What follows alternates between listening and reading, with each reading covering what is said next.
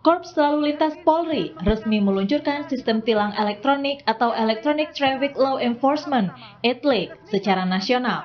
Dalam peluncuran program tilang elektronik pada Selasa pagi, Kapolri Jenderal Listio Sigit Prabowo menyebut bahwa program tilang elektronik ini mendapat perhatian khusus dari Presiden, terutama dalam penggunaan teknologi digital. Program ETLE ini sebenarnya juga merupakan salah satu program yang menjadi perhatian Bapak Presiden, di mana beliau mengharapkan bahwa kita semua, khususnya institusi Polri, terus bisa membangun sistem dalam hal melakukan penegakan hukum dan pelayanan terhadap masyarakat dengan memanfaatkan teknologi informasi. Peluncuran sistem tilang elektronik nasional tahap 1 ini meliputi 244 titik kamera tilang yang tersebar di 12 Polda. Mulai dari Polda Metro Jaya, Polda Banten, Polda Jawa Barat, Polda Jawa Tengah, Polda DIY, Polda Jawa Timur, Polda Sumatera Barat, Polda Lampung, Polda Jambi, Polda Riau, Sulawesi Selatan, dan Polda Sulawesi Utara. Dalam dialog sebelumnya, pengamat transportasi Joko Setiowarno menyebut bahwa Indonesia termasuk terlambat dalam penetapan tilang elektronik ini. Dan tidak siap, namun ini memang harus dimulai ya. Oke. Dan Polda DKI kan di Jakarta kan sudah dilakukan setahun yang lalu. Tahun lalu wajarlah kalau DKI punya titik yang cukup banyak kameranya, kan memang itu juga ditunjang oleh Pemda DKI yang punya anggaran cukup tinggi dibandingkan di daerah-daerah. Nah, di daerah-daerah ini juga sebenarnya ada namanya dulu ATCS, sekarang sudah ditingkatkan menjadi IPS. Itu adalah bantuan dari Kementerian Perhubungan, boleh saja, tapi tidak terlepas dari anggaran tersebut, dan komitmen juga dari negara, termasuk dari pemerintah daerah juga untuk ini bisa cepat terlaksana. Khusus untuk wilayah Jakarta dan sekitarnya, Polda Metro Jaya menambahkan 41 titik kamera baru tilang elektronik. Warga dihimbau mematuhi aturan lalu lintas bila tidak ingin didenda. Denda terbesar yakni Rp750.000 dari pelanggaran mengemudi sambil berponsel. Lalu denda sebesar Rp500.000 dikenakan bagi pelanggar rambu-rambu lalu lintas, menggunakan nomor palsu, lalu memasuki jalur Transjakarta serta melawan arus. Kategori berikutnya, denda sebesar Rp250.000 bagi pengendara yang tidak mengenakan sabuk pengaman dan juga tidak menggunakan helm. Setidaknya ada beberapa kategori pelanggaran tilang elektronik dengan besaran denda yang beragam, mulai dari Rp250.000 hingga Rp750.000. Diharapkan dengan pemberlakuan tilang elektronik ini, masyarakat pun mau tidak mau akan beradaptasi dan bisa lebih tertib dalam berlalu lintas. Tim Liputan Kompas TV.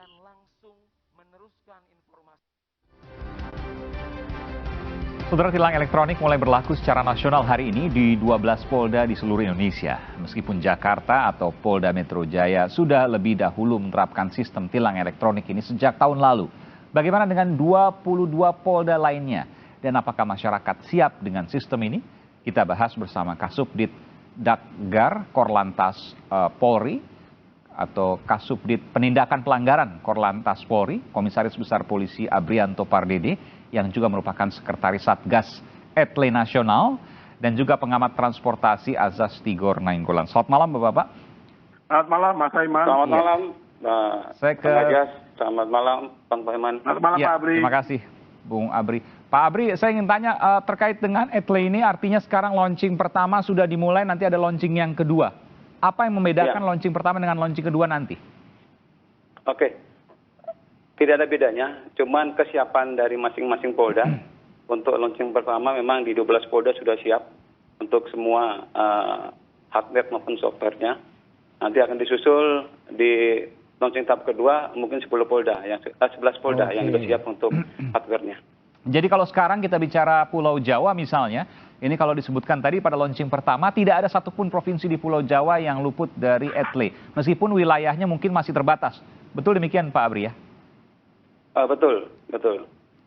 Jadi kalau bicara misalnya, kan yang paling banyak digunakan tol misalnya.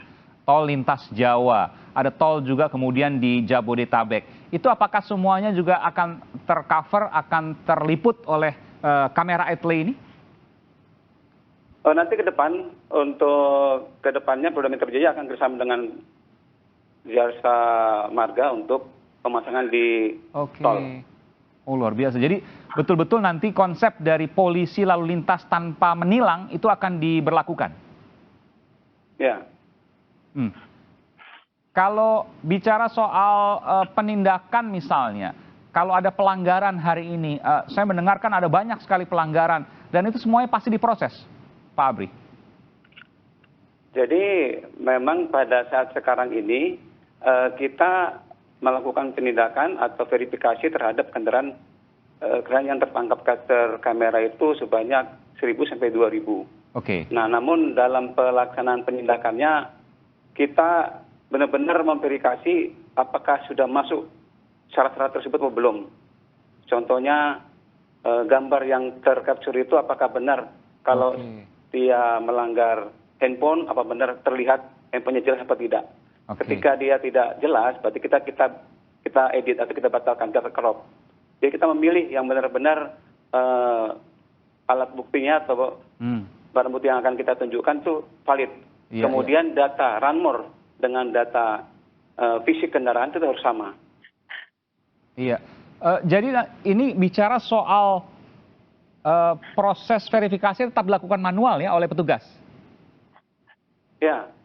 Jadi ketika tertangkap kamera, langsung dilakukan verifikasi secara manual oleh petugas di Oke, karena ini bisa bicara soal pro justia meskipun penindakannya adalah pelanggaran ringan begitu ya? Betul, tindak pidana ringan. Dilakukan oleh penyidik Lantas Polri. Oke, baik. Bung Azas, ya, ada komentar soal ini? Ya, Indonesia ini terlambat, Mas Aiman. Ya, terlambat 10 tahun. Paling tidak ya, ini sudah Dari mana datanya 10 tahun? Kami yang memulai diskusinya Mas Aiman, meminta waktu itu. Jadi menunggu Pak Sigit Listio jadi Kapolri dulu nih, baru kayak gini bergerak cepat sekali polisi. Saya setuju, mendukung gitu ya. Tapi ada catatan satu, sosialisasinya harus dilakukan dengan baik. Ya, kepada masyarakat supaya masyarakat jadi tahu betul. Karena ini kan menyangkut kepentingan masyarakat, keselamatan masyarakat, begitu Pak Abri dan Mas Aiman. Karena nggak bisa nolak ya ketika kemudian dapat surat cinta dalam tanda kutip ya. Lalu kemudian harus membayar, kalau nggak nanti pada saat memperpanjang STNK diblokir. Usul saya malah ada satu lagi, Mas Aiman dan Pak Abri. Itu ditambahkan aja nanti dengan rekening banknya pemilik kendaraan. Jadi kalau dia ditilang betul langsung debit gitu loh. Oke, jadi polisi bisa langsung debit gitu maksudnya? Iya, jadi nggak usah, kalau kita bangun teknologi jangan cuma untuk 1-2 tahun, ya harus 10 tahun. Tapi memang ada contohnya di luar negeri? Oh ya belum, justru kita harus bikin Mas. Kenapa harus contoh dari luar negeri kan? Tapi nanti banyak kemudian ada, ini pelanggarannya aja belum tentu kemudian diterima oleh pelanggar. Lalu kemudian sudah didebet uangnya dari rekening bank. Tentu ini masalahnya lebih panjang ini. Enggak, secara hukum bisa langsung. Biasa kok kita debit kok, ya kan? Dengan bank, dengan tanda tangan, kesepakatan perjanjian kerjasamanya.